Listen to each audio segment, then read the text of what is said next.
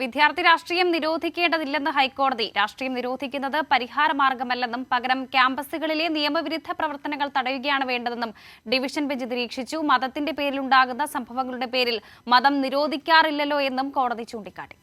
കോളേജുകളിൽ വിദ്യാർത്ഥി രാഷ്ട്രീയം നിരോധിക്കണമെന്നാവശ്യപ്പെട്ടുള്ള ഒരു കൂട്ടം ഹർജികൾ പരിഗണിക്കവെയാണ് ജസ്റ്റിസ് എ മുഹമ്മദ് മുഷ്താഖ് അധ്യക്ഷനായ ഡിവിഷൻ ബെഞ്ചിന്റെ ശ്രദ്ധേയമായ നിരീക്ഷണം.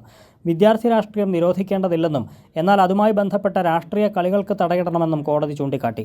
മതത്തിന്റെ പേരിലുണ്ടാകുന്ന സംഭവങ്ങളുടെ പേരിൽ മതം നിരോധിക്കാറില്ലല്ലോ എന്നും കോടതി ചോദിച്ചു. ക്യാമ്പസുകളിൽ രാഷ്ട്രീയം നിരോധിക്കുന്നത് പരിഹാരമാർഗമല്ല, പകരം ക്യാമ്പസുകളിലെ നിയമവിരുദ്ധ പ്രവർത്തനങ്ങൾ തടയുകയാണ് വേണ്ടത്. രാഷ്ട്രീയ സംഘടനകളുടെ സമരങ്ങൾ അക്കാദമിക പ്രവർത്തനങ്ങളെ തടസ്സപ്പെടുത്തുന്ന നിലയുണ്ടായാൽ കർശന നടപടി ആവശ്യമാണ്.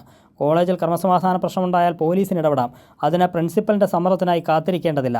വിഷയത്തിൽ 3 ആഴ്ചയ്ക്കകം സത്യവാങ്മൂലം സമർപ്പിക്കാനും സർക്കാരിന് കോടതി നിർദ്ദേശം നൽകി.